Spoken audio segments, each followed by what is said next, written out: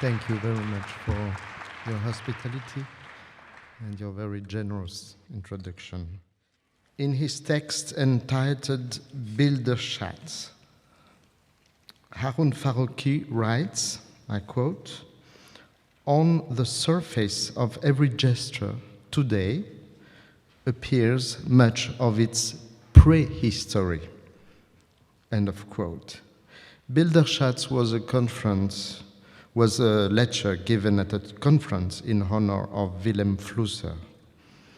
No doubt, the work of the montage of gestures that we find in many of Farocki's films is not unrelated to the little collection of gestures established by Flusser, whose book entitled Gestures, precisely, made up of several brief chapters, nicely places the filmic gesture between gesture of turning the mask around and gesture of love. Farocki even devoted a film to Wilhelm Flusser. Yet, the phrasing could actually have been written by Abby Warburg in such a way that the atlases in movement of human gestures, which we find, for example, in Übertragung, in this example, or in Arbeiter verlassen die Fabrik, directly relate to Warburg's preoccupation with creating an atlas for what he called Pathosformeln. Farocki works towards a similar kind of remontage or recollecting of time endured or undergone, although what we endure as a passion, we inevitably wave about in gestures. And Harun Farocki works towards this as though he were carrying on through the means of cinema or video montage, Warburg's Bilder Atlas project. When Thomas Elsässer asked him if he felt closer in the end to Godard or Bresson, Farocki replied, laughing, I suppose, that what seems incompatible close-up is no longer so at a certain distance and can be used in its very contrast. I quote the answer by Farocki, "Bertolt Brecht and Thomas Mann were also antagonists, and nonetheless, one can be an admirer of both, as happens to be the case with me." End of quote. We could say similarly that it was perfectly possible for Farocki to be Brechtian in the way he assails the violence of the world, as well as Warburgian in the way he understands the suffering of the world. To understand, to exercise one's patience according to a double distance, to understand, to compare incomparable things, to handle together things that are usually held to be incompatible. For example, pathos and formula, empathy and distance. Thomas Elsässer speaks of Farocki, rightly, Farocki's work as though it were the implementing of, I quote, implied distance. This is a good phrase. To understand, to make suffering paradoxically a treasure. Leidschatz is the expression used by Abby Warburg. Walter Benjamin said something very similar when he sought to understand allegory, an eminently political subject for him, in relation to I quote, an expressive immanence made necessary as the images answer to history. The images answer to history. History itself understood as Leidensgeschichte der Welt, history of the sufferings of the world. And it is as though it was necessary every time to proceed with the remontage of three kinds of patiences, patience. Patience, because patience is pathos, of course. Patience of history, time endured. Patience of thought, time constructed. Patience of the image, where the construction knows how to show and therefore not to forget the suffering from which it originates. To understand, it's the emotion of thought, or the emotion made thought in the recourse to images. It is not to endure the suffering of the world, but to make it figuration, to recognize it as such. This is why there is a link in the work, for example, of a great philosopher in France, Gilles Deleuze, between the political war machines, the machines invented to answer actively to the suffering created by the state apparatuses, and the suffering that Antonio Negri, at that point of their dialogue, there is a dialogue between Deleuze and Negri in Pour Parler, 1990, Antonio Negri wished to call pietà with the Latin-Italian word. I quote Deleuze, the answer of Deleuze. To believe in the world is also to incite events that may even be small and that escape control, or to give birth to new space-times, even with reduced surfaces or volumes. This is what you call, you, Antonio, pietas. End of quote. Is this not exactly what we find in Farocki from Inextinguishable Fire, or in his beautiful text on the terrible image of Holger Mainz as Imago Pietatis, to the recent montage of Immersion, for example, overwhelming as it is enlightening, both. To understand, therefore, to achieve a style of knowing capable of subverting the eternal textbook opposition between Aufklärung, the recognition as work of pure reason, and Einfühlung, the recognition as work of pure feeling. It's necessary to be able to step over the two symmetrical dangers of abstraction and sentimentality.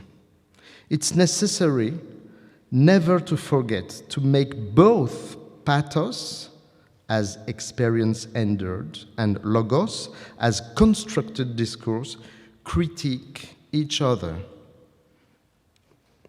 Harun Farocki, in this sense, does not forget to implement a logos of comparison at the very moment when he accepts in Inextinguishable Fire to enter into the pathos of the burn inflicted upon himself. Inversely, the prison images, in prison images, he had to break the rationality of the discourse of surveillance by pathetic events, events of love, events of death, which make the Aufklärung something more than an objective recognition and make the Einfühlung something more than a subjective recognition. Like Brecht, before him, Farocki uses the Verfremdung, the distancing, to conjure away the blind sentimentalism into which empathy often pours. But like Brecht, and here I am referring to the wonderful text by Hannah Arendt on Brecht, he never eliminates the emotion supposed by both the events of history that he deals with and his own choices of tact or of filmic Gefühl, sensibility. Indeed, he distances himself from his own position as individual subject, and this is the point. I quote, "It is, it will be less a question of me," he says, "than of my era, my time." This he writes, for example, in the program text for his installation entitled Schnittstelle, in which he nevertheless performs a genuine exercise of self-reflexivity on his own work. And if he takes stock of himself in his installation placed under the sign of the section, Schnittstelle, it is not to return through a centripetal movement of the center of his self, and this is very different from Godard, for example, but instead to increase all the possible times for creating new points of view from images which he already knows to be inexhaustible and well beyond his own gaze. Modesty. In this way, Farocki claims in typically Brechtian manner his non-I as an essential condition of his work of restitution of images, not appropriation of images, but restitution of images. He is thus a filmmaker that we could say, in the third person. He is the third person here. But what should we mean by this third person in the perspective that we are trying to retrace here? Briefly, I'm sorry for this. It is, first of all, the result of a jump. It's the production of an interval, a caesure effect, and thus a montage effect, in the expected distribution of roles, the one who looks and the one who is looked at.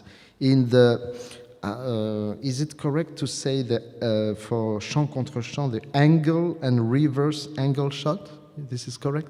Champ contre champ? Benjamin? Yeah, it's okay. Thank you. The third person breaks this magic circle and changes the root or the radical. This is fundamental.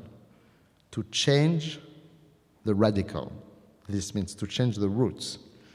It expels the I with all of its alter egos from the domain of symmetry and of self-legitimacy. Two associations of theoretical associations of ideas.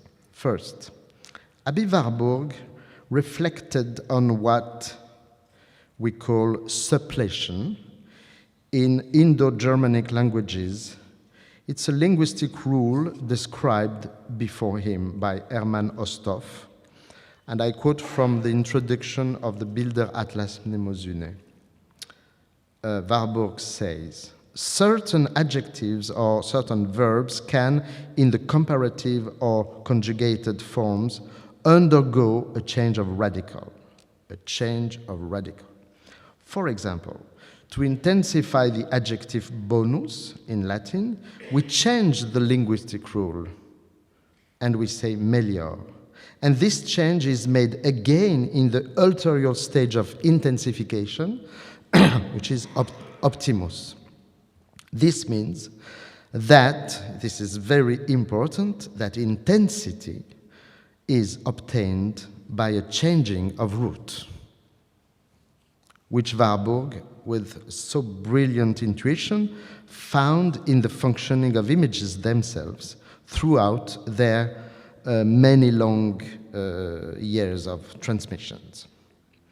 Second example, a similar phenomenon can be seen, according to Émile Benveniste, in the passages of the third person from the couple, which is so symmetrical, found first of all in the order of personal pronouns by I and you. This is a quite long quotation, quite technical, very interesting to comment, but I have no time. The article is about the structure of the relations of persons in the verb. It's an article of 1946 by Émile Benveniste. He says, one characteristic of the persons I and you is their specific uniqueness, the I which enunciates and the you to which the I is addressed are each time unique. But il in French, il is he or it. Il. Generally speaking, we can add the she, I mean the third person of the singular, can be an infinite number of subjects,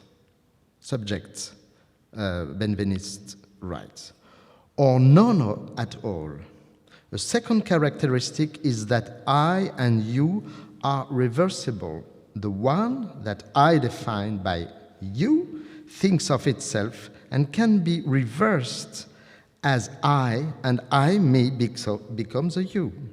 There is no similar relation possible between one of these two persons and he, or it, or she. The third person specifically refers to nothing and to no one, says Benveniste. Finally, we must become fully aware that this particularity of the third person is the only one by which a thing is verbally predicated, it. One must not, therefore, represent the third person as a person apt to be depersonalized.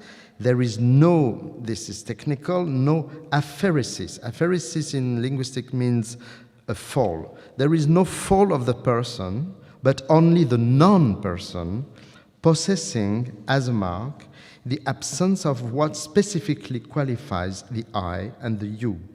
Because it implies no person at all, it can take any subject at all or have none whatsoever, and this subject, expressed or not, is never posed as a person. End of quote.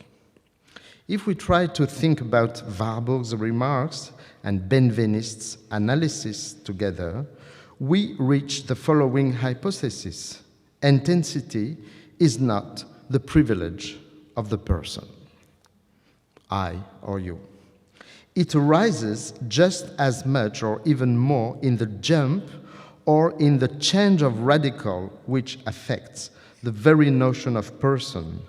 It makes it possible to pass from one symmetrical relation concerning the champ contre champ, angle reverse single angle shot, and this is I and you, to a more complex and a more dissymmetrical relation, including not the champ contre champ, but the hors champ, the off-camera space.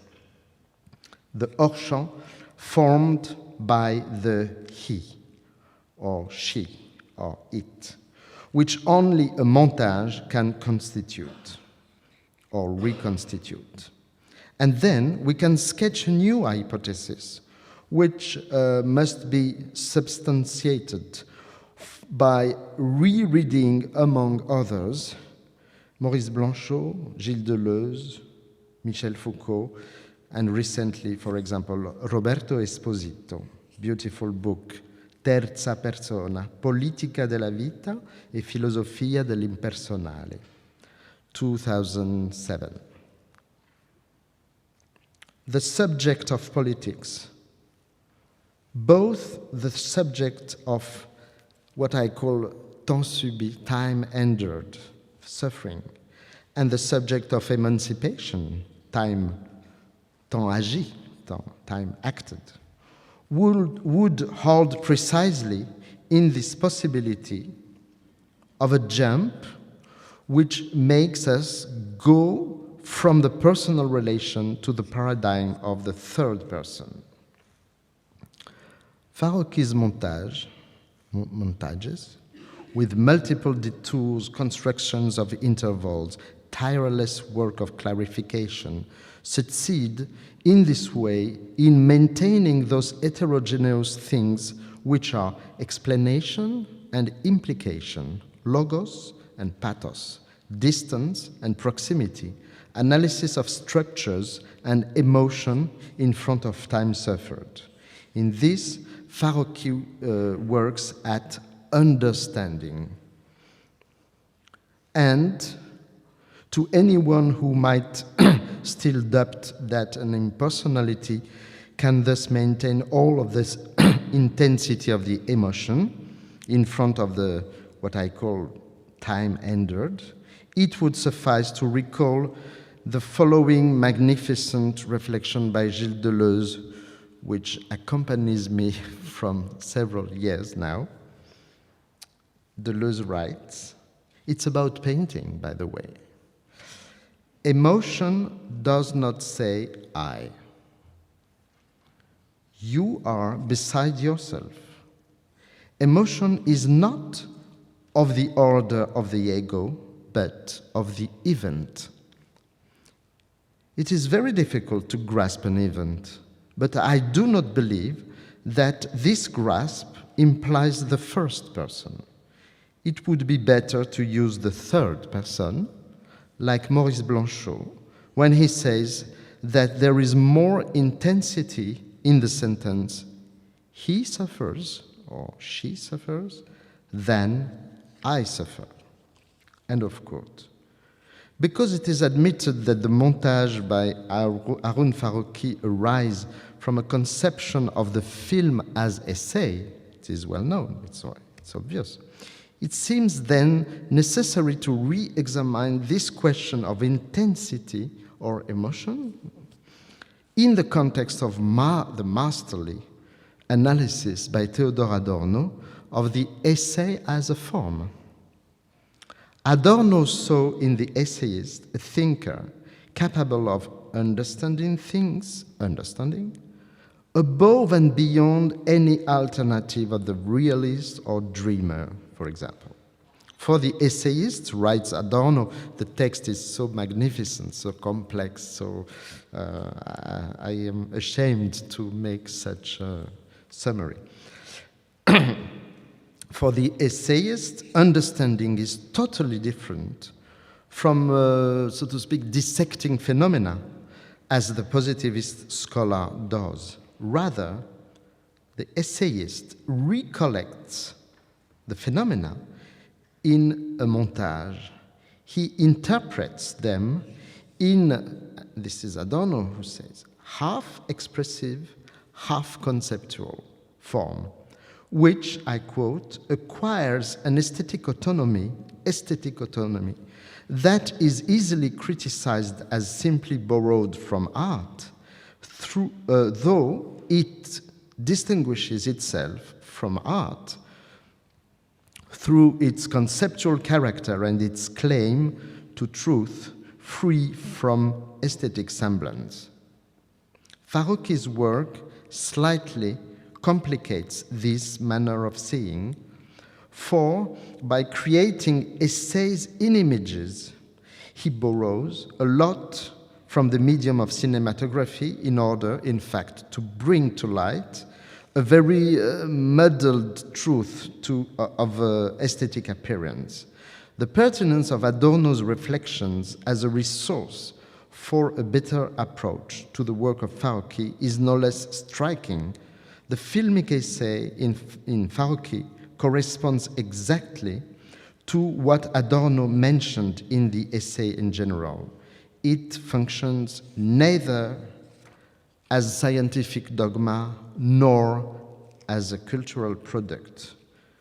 What it proposes between the dryness of the first and the limpness of the second is nothing other than what Adorno says, expression, a word which supposes, as in Warburg's notion of pathos formel, the rigor of a form as much as the intensity of an emotion.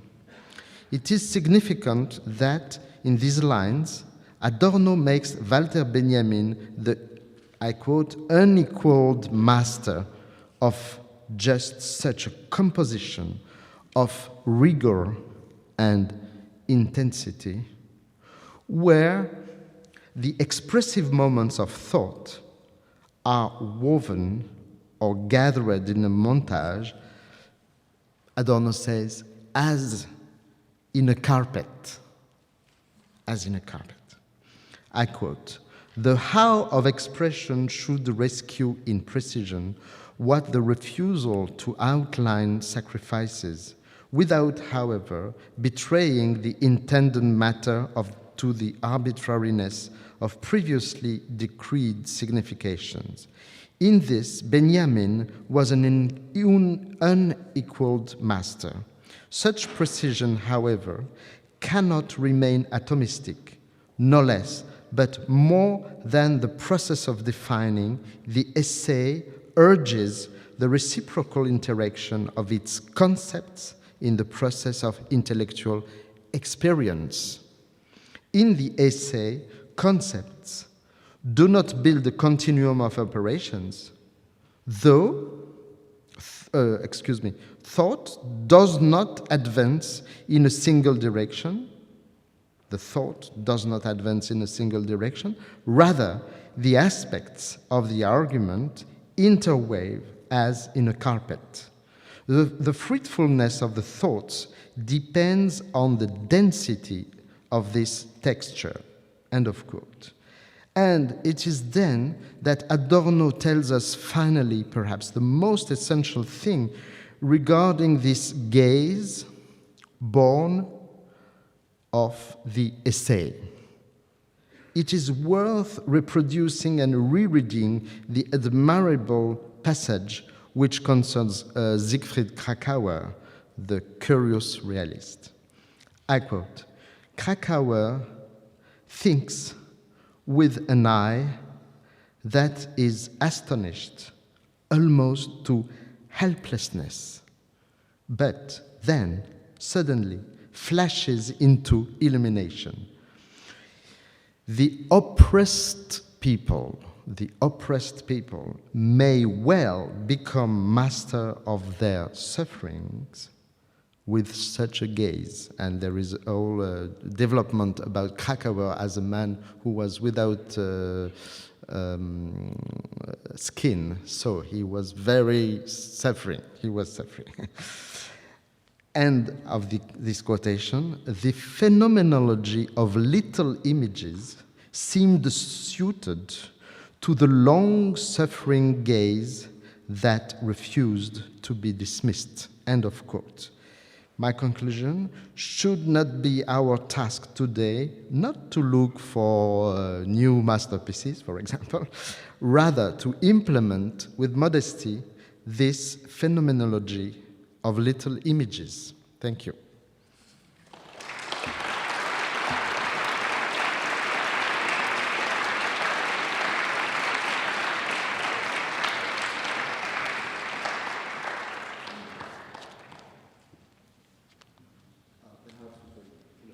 Time for discussion, yes?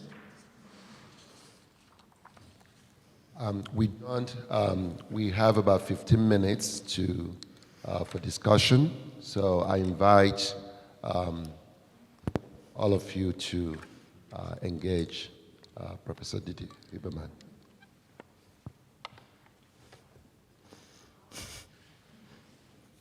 Oh. There's a problem? No, this Yeah, Michael.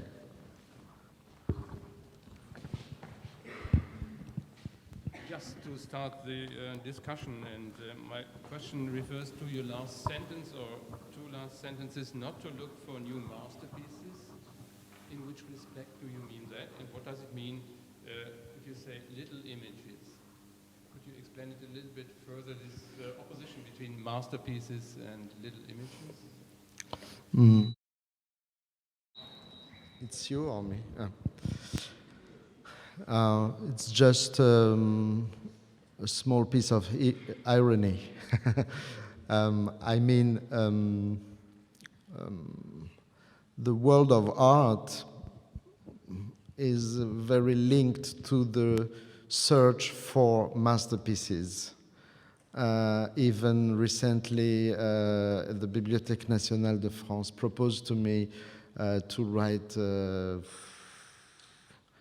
2 lines about one of the 100 masterpieces of photography. What does it mean? It means nothing. I can say that, I don't know, Cartier-Bresson was able to make a masterpiece in 1/60th of a second. I mean, what is important in the kind of artistic strategy that Farocki is an example, Alfredo Jarre is another example, Pascal Convert in France, many. Hans Hack, I don't know, is that the artist, what we have to look for is when the artist is an observer of great, how to speak, anthropological and political mutations. And when I say this, I have in mind Pasolini. So Pasolini was looking for little gestures, the little gestures of Ninetto. It's nothing, but it's precisely this modesty which indicates, first, the possibility of the Nachleben, because when something is quite nothing, it is possible to survive. Huh?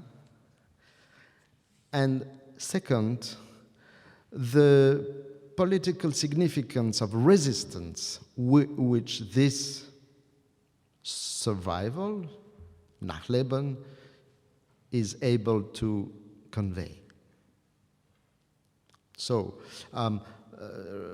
recently in Centre Pompidou, I made a series of encounters. The first was about Pasolini as seen by Alfredo Jarre. I know he's here, so I recall this. So this is what I call to look for little images and to look for, not to appropriate. In this sense, it should be very interesting to read again the text by Pasolini about Andy Warhol, for example. The question of appropriation. You know that the contemporary aesthetics is extremely concentrated on the question of restitution. Restitution is the title of a major essay by Jacques Derrida about painting. Restitution, de la vérité en peinture. It's about Van Gogh, Heidegger, Shapiro debate. But the question is, these shoes, you must give back to whom? No? Who is the owner of these shoes? And this is absolutely the wrong question. For Farocki, the images does not, they don't belong to anybody. They are a common good.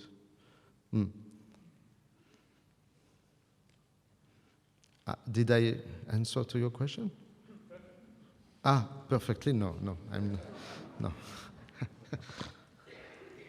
Since our theme is image, counter-image, build, Gegenbild, I wonder, is the relation between the masterpiece and the little image an example of the counter-image, or are you thinking at a different level of the relation of an image and its antagonist, its what's against it?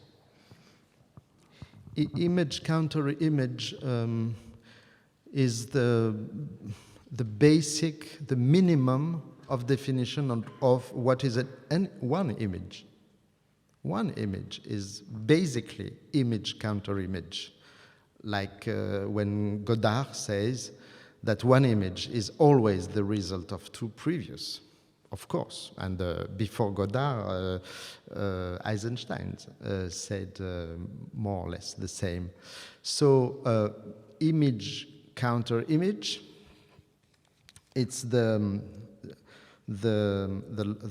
logic itself of the image in general, but I don't like to say image in general. Okay, so this is clear. My my conclusion, which was added with handwriting at the end. I have nothing against masterpieces, of course, but I see, especially in France, there was this big exhibition called Masterpiece. With the book was golden, and yeah, there is something I don't like so much in the, of course, masterpieces. I try to see some masterpieces in this town tomorrow. Okay, Dürer. Okay. That's a perfect answer. So,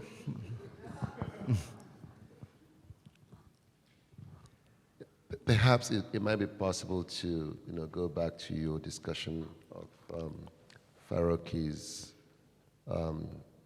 use of montage in relation to the question of appropriation and restitution.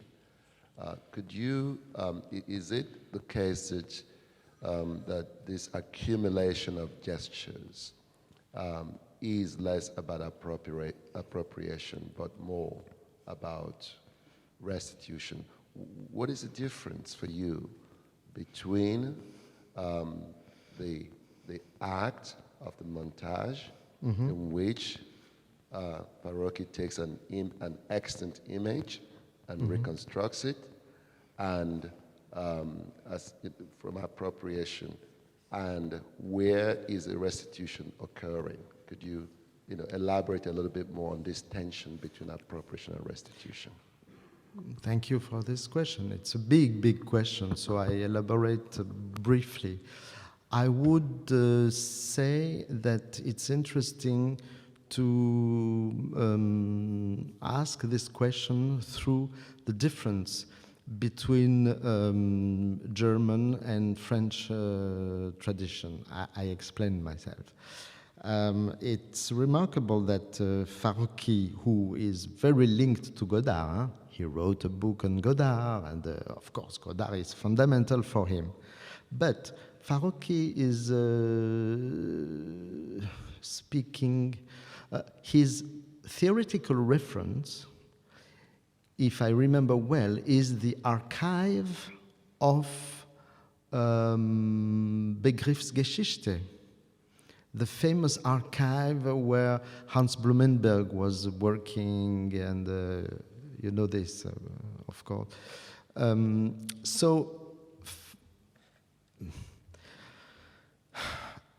Warburg's Atlas,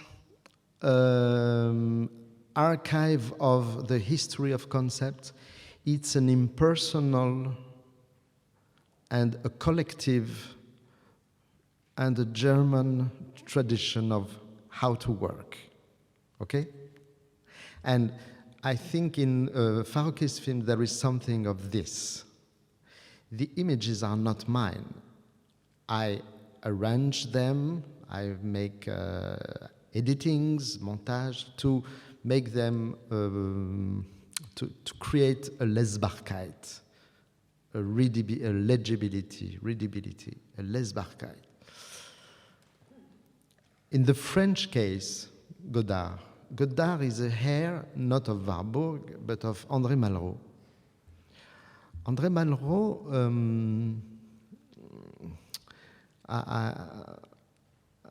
I used to be the, how do you say, curator of an exhibition about Atlas and in Reina Sofia Museum. And some of my friends told me, and he's a specialist of Eisenstein, he told me, it's strange, there is no Malraux in your exhibition.